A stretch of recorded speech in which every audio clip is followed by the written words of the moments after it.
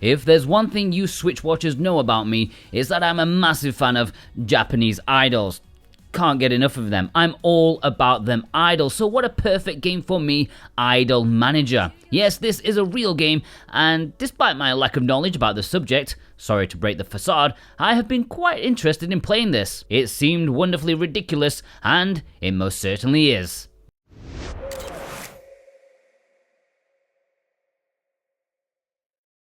Before we get into it, hit that subscribe button and that bell button to stay up to date with everything that we do.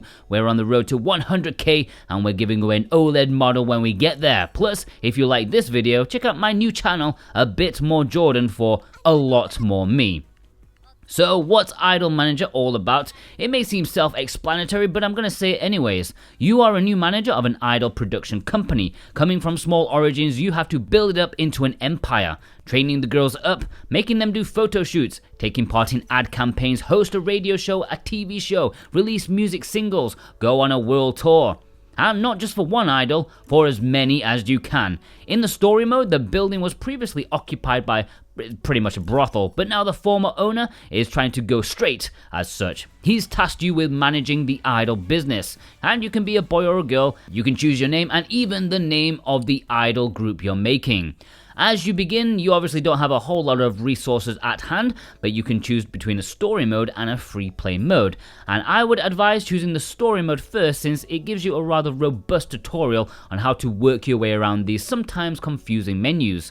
This is a game of balance, as with most simulators. Not only do you need to keep an eye on your cash flow in and out, but the well-being of the idols themselves, since they each have 2 stamina meters, physical and mental. Anything you make them do, whether it be host a radio show, do a photo shoot for a magazine, or doing a quick performance, their meters will drop, and you don't want them to hit rock bottom or you risk causing injury or depression.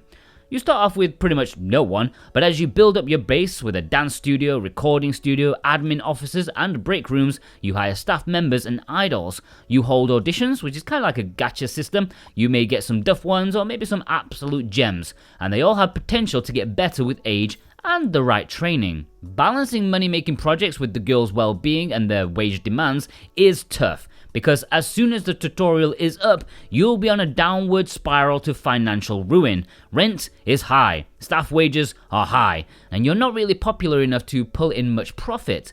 Early attempts at releasing a single is costly and not likely to reach the top 10 of the month or so you need to be very clever about how you approach this game, especially in the early moments.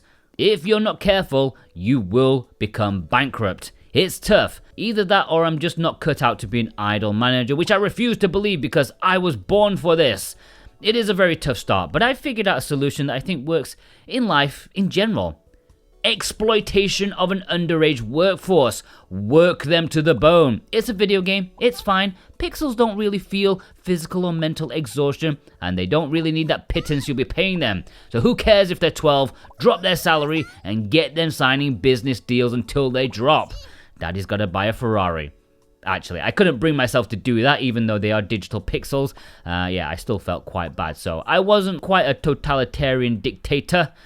But once you figure out how to survive the early game, it does get a bit easier, and you can exploit the slightly wonky mechanics rather than the girls themselves, and if you don't, you will become bankrupt. There is, of course, all the drama that comes with wrangling fame-hungry idols, the controversy, the boyfriends, the breakups. You can forbid them to date if you want to, or be free about it, but if you're too careless, it may spiral some of them into depression. Seriously, boys can be dicks. They may also get on the wrong side of fans by, who knows, like accidentally promoting gambling or something. These are spanners in the works that won't make or break your business or your idols, but do add something to think about. And depending on how you react, it may swing around to be a blessing in disguise. Yes, you can actually gain fans by reacting in the correct way. You have a lot of different approaches to earning money. Music is obviously the big one, but that's costly. You'll have to pimp out your girls to magazines or make them go on a 3-month TV shoot. That's if you've unlocked these type of things, because everything you can do here, you need to unlock it via research points. Whether it's the genre of music, the method of release, the meaning of the lyrics, or even what type of events you can send your girls to, you need to unlock them first. These research points come from staff members who aren't currently busy, so at least they're not just sitting around getting a paycheck for doing bugger all, which is what I tend to do in my job. They're doing something. There's lots of things, and each of these can be upgraded to a higher level in order to get better end results. Once you've gotten your foot properly in the door, Idle Manager almost becomes easy street. Which I do feel is a little bit of a worry with Idle Manager. While it has lots of things like bar charts, stats, options, I'm not entirely convinced it has the same amount of legs as other sims out there. Once you sort of cracked it, it does come across as a little bit shallow. I do worry about the end game, because once you've made it, it's quite difficult for it to come crashing down, and by that point, all you're doing is making your money go higher and higher and higher. The struggle is survival, but after that, there's nowhere else really to go. Saying that though, if that doesn't bother you, I had a really fun time with Idle Manager. I wish it was possible to interact with the idols a bit more casually, since I was often juggling so many things, it often slipped my mind. And having to enter the idol menu, drag them to your office, then wait, it was just a little bit tedious, and I think it could have been smoothed out a bit more. There's loads of dialogue options, and I really missed out on this feature. I'd have loved to be able to start dating one of them, but hey, money before the honey. Deal with that after you become a billionaire. And I think that's also down to the port on the Switch. Sim games work best on PC with a mouse and keyboard, that's a fact even I won't dispute. And Idle Manager is definitely a case of that, since the controls and interface are a little bit awkward. There's lots of little icons, lots of small spaces to drag things to. It should have got a complete rework, let's be frank. But instead, they tried to adapt the controls with mixed success.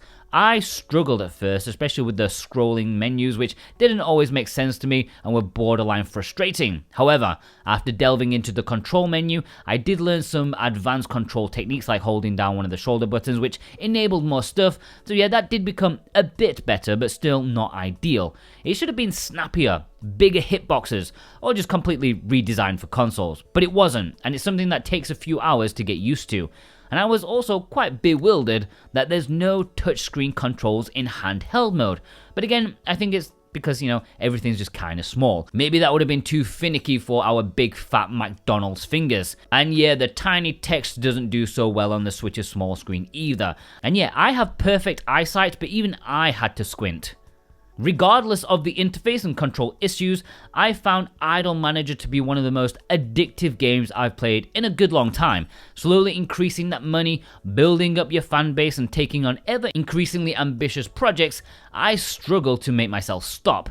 This is one of those dangerous games. I could feel it in my bones almost on the first time booting the game up. This is one of those games that you will lose hours to without even realizing it. You'll start at 8 PM after you finish dinner, and then the next time you look at the clock it's 2:30 in the morning and your wife is fuming in the bedroom. Yeah, when she left your side, you'll have no idea. If you're on the precipice of divorce, this is not the game you need right now. But if you need time to disappear or go faster, hurtling towards your grave as soon as time allows, then this is a really good time. It's ideal. Idle Manager is available digitally for $25 in the US, 21 quid in the UK. I think that's a decent price considering the amount of time you'll be spending here, how much variety there is. Like I said, you'll be up until like 3 in the morning at times, and I think every time you play, you'll experience something different if you experiment a little bit. A different music genre, different attitude towards your girls and so on. Maybe you'll be flirty as hell or become a totalitarian dictator. It is available physically but only in Japan, but that Japanese cartridge does have English, so you can import it and keep it yours forever, even 20 years when the eShop is dead. Or you can sell it and get your money back. If you want to import a physical copy of Idle Manager, then check the links in the description and the pinned comment. That's where you'll find it, and if you click those links and buy it, you'll also support SwitchWatch at the same time. Plus, we can give you something back. If you click our link and buy something, you can get 5% off anything from PlayAsia with our current discount code STEENBOK. That's all one word, Steenbok. That won't last forever, so if you're watching this in the future and need some discounts from PlayAsia, subscribe. Check out my weekly Let's Get Physical video series every Monday for the latest discount codes. Thank you for your support. Overall, Idle Manager is a very addictive but flawed tycoon experience. In many ways it seems chaotic, but perhaps it truly captivates the drama-filled lives of the idols and the weird business that they're in. It's a strange, unique experience and one that I'm glad that I had, although staying up till the early hours in the morning wasn't great for my marriage. Never mind, I can marry an idol instead. As a proper simulator, it does have its limits, so expect a slightly more arcadey, shorter sim experience, but one that can be replayed in different styles. I found it very enjoyable, but it's certainly not perfect, and it certainly was not made with the Switch in mind at first. A 7.5 out of 10. Thank you for watching. If you want to pick this up physically, then check the links in the description to support us. Thanks to our executive producers, Dane Wilkinson, God of Resin, Boombox, Brent McLean, Jonathan Rumor, Santa Tartaruga, Alexander Cato, JCross7776, Elissa, Punky Dooster, Cartoon Soren, Robotech, Z, Raven Knight, Thorn Metaluna, Parsnip Coffee, Issa, They, Mental Traveler, Grant Cert, Jennifer M, Viz, Instacritic, Precision Plague, and Kadacha. Plus you, yeah, you watching right now. If you watched all the way through, leave me a microphone emoji in honor of the idols. Check out some of our other stuff, reviews, physical Switch updates, and digital bargains, plus my brand new channel, A Bit More Jordan, for a hell of a lot more me. Check it out. You'll like it, I promise.